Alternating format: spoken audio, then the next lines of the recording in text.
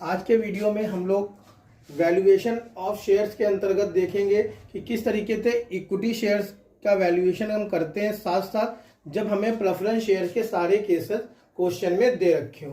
तो यहाँ पर हमने एक क्वेश्चन लिया है जिसमें प्रेफरेंस शेयर भी दे रखे हैं और इक्विटी शेयर भी दे रखे हैं। तो सबसे पहले तो हम कैलकुलेट करेंगे हमारी net asset, calculation of net asset. अब देखिए इस क्वेश्चन में ही दे रखा है कि जो हमारी एसेट है वो कौन कौन सी हैं। तो सिर्फ एक एसेट दे रखी है सन्ड्री एसेट के नाम से, जिसकी जो वैल्यू है वो रिलाइजेबल वैल्यू क्वेश्चन में नहीं दे रखी है, इसलिए हम उसकी बुक वैल्यू ले लेंगे जो कि है 1,20,000। उसमें से माइनस कर देंगे हम आउटसाइड लायबिलिटी,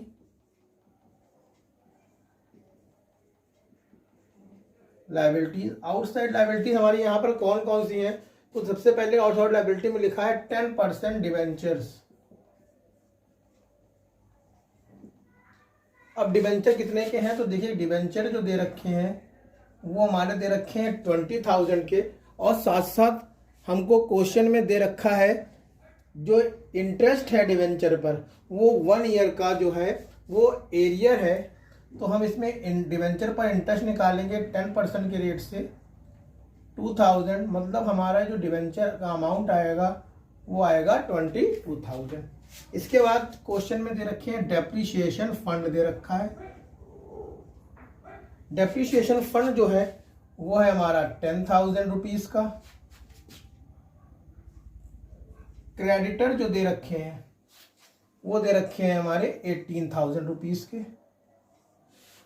क्या करेंगे अब हम सन्ड्री एसेट से अपने क्रेडिटर माइनस कर देंगे, सॉरी पूरे आउटसाइड लायबिलिटीज माइनस कर देंगे। तो ये अमाउंट कितना आ रहा है, ये अमाउंट निकल के आ रहा है 50,000। 120 से 50,000 चला लेस हो गया, तो जो 70,000 आया ये हमारा आया नेट एसेट।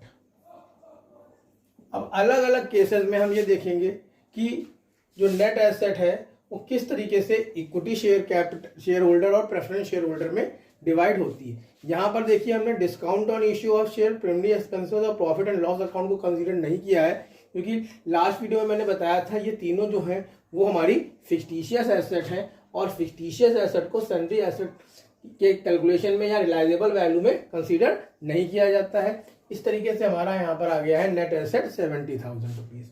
ठीक है, अब देखिए यहाँ पर पहला जो केस दे रखा है वो दे रखा है कि preference share have a priority as to the payment of capital and the arrear of dividend. तो जो नेट एसेट हमारी आई है उस ये एसेट्स आई है हमारी प्रेफरेंस शेयर होल्डर और इक्विटी शेयर होल्डर दोनों के लिए आई है।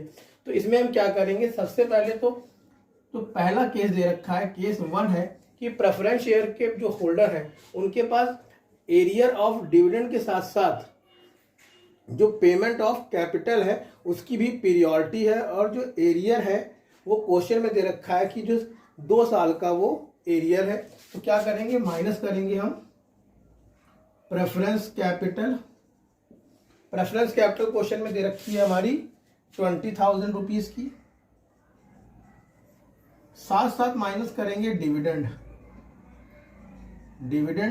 कैसे निकालना है, 20,000 रुपीज की कैपिटल है into rate of interest, dividend है 6%, और 2 साल का निकालेंगे तो ये आ जाएगा 2,400। मतलब टोटल जो हमें पेमेंट करना है वो करना है 22,400 अपने प्रेफरेंस शेयर होल्डर को। बाकी का जो अमाउंट बच रहा है 47,600 ये हमारा जो होगा ये होगा इक्विटी शेयर होल्डर के लिए। ये जो है वो है asset for equity share holder. ठीक है, अब हम क्या करेंगे, अब हम वैल्यूएशन निकालेंगे। तो पहले प्रेफरेंस का वैल्यूएशन निकालते हैं। Preference shares, value of preference share निकालने के लिए प्रेफरेंस शेयर को कितना नेट एसेट दी जा रही है, तो नेट एसेट दी जा रही है 22,400 divided by number of preference share. Number of preference share है क्वेश्चन में दे रखा है, ये है हमारे 2,000 के प्रेफरेंस शेयर हैं। तो टोटल अमाउंट कितना आ गया हमारा 11 रुपये 20 पैसा प्रेफरेंस शेयर को। वैल्यू ऑफ इक्विटी शेयर हमें निकालना है अगर, तो इक्विटी शेयर होल्डर के लिए कितना अमाउंट बच रहा है 47,600 divided by number of equity share है, क्वेश्चन में दे रखे हैं 6,000, ये आ गया 7.93, ये हो गई इक्विटी शेयर की वैल्यू और ये हो गई हमारे प्रेफरेंस शेयर की वैल्यू। इस तरीके से हमने पहला केस पढ़ लिया जिसमें हमने प्रेफरेंस शेयर और इक्विटी शेयर होल्डर की वैल्यू को कंसीडर किया है। अब नेक्स्ट केस पढ़ने जा रहे हैं। यहाँ पर हम नेट एसेट कॉपी कर दे रहे हैं इसको हटाने के लिए। अब देखिए केस नंबर 2 पढ़ने जा रहे हैं। इसमें जो हमारी नेट एसेट निकल के आई थी वो आई थी 70,000। अब केस 2 क्या कह रहा है, when preference share have a right priority as to the payment of capital only.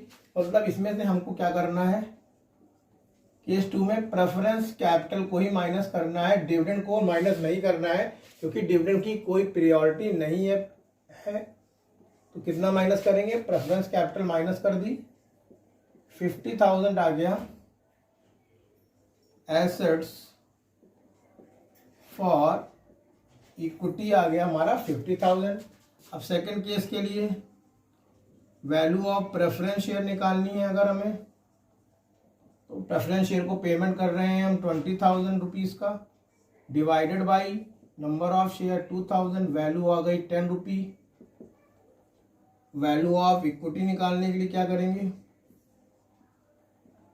Total amount आ रहा है हमारा 50,000 डिवाइडेड बाई 6,000 कर देंगे नंबर ऑफ इक्विटी शेयर, तो आ जाएगी 8.33 वैल्यू। तो दूसरे केस जिसमें हमको दे रखा है कि preference share have no priority as to the payment of capital only, उस केस में हम इस तरीके से क्वेश्चन को सॉल्व करेंगे।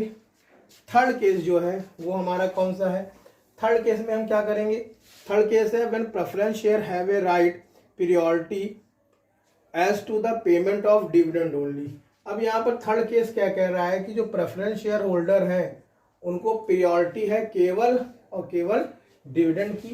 तो नेट एसेट्स 70,000 की हमने निकाली थी। अब हम प्रेफरेंस डिविडेंड माइनस करेंगे, प्रेफरेंस डिविडेंड माइनस कर देंगे जो कि हमारा 24,100 माइनस करेंगे 70,000 से, तो ये आ जाएगा 67,600। अब वैल्यू ऑफ प्रेफरेंस शेयर जो होगी वो निकालने के लिए हमें क्या करना होगा, सबसे पहले तो हमें वैल्यू ऑफ शेयर निकालनी होगी क्योंकि यहाँ पर क्वेश्चन में अलग अलग वैल्यू नहीं निकाली जाएगी। वैल्यू ऑफ शेयर यानी कि इक्विटी प्लस प्रेफरेंस दोनों की वैल्यू निकालने के लिए 67,600 में हम डिवाइड कर देंगे 6,000 रुपीज़ के इक्विटी और 2,000 रुपीज़ की 2,000 के 6,000 इक्विटी शेयर क्या होल्ड हैं और 2,000 हमारे प्रेफरेंस शेयर डिवाइड कर देंगे। टोटल अमाउंट हमारा आ जाएगा 8,000 डिवाइड करेंगे तो ये आ जाएगा 8.45 रुपी। ये आ जाएगी हमारे शेयर की वैल्यू। अगर हम प्रेफरेंस शेयर की वैल्यू निकालने करेंगे तो क्या करेंगे, 8.45 रुपीज़ तो वैल्यू निकल के आएगी। 2400 हमने डिविडेंड दिया था, कितने शेयर पे दिया था, 2,000 शेयर पे दिया था, इनको ऐड करेंगे तो आ जाएगा 9.65। ये आ जाएगी हमारे प्रेफरेंस शेयर की वैल्यू।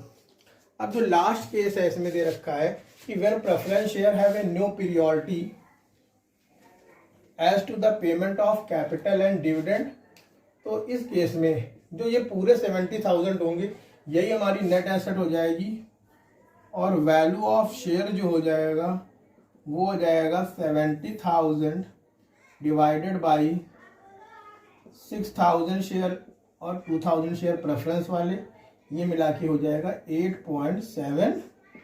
इसमें हमें अलग अलग वैल्यू निकालनी नहीं पड़ेगी। तो इस तरीके से हम लोग प्रेफरेंस शेयर्स को डील करते हैं। नेक्स्ट वीडियो में हम लोग इनकम वैल्यूएशन मेथड को पढ़ेंगे।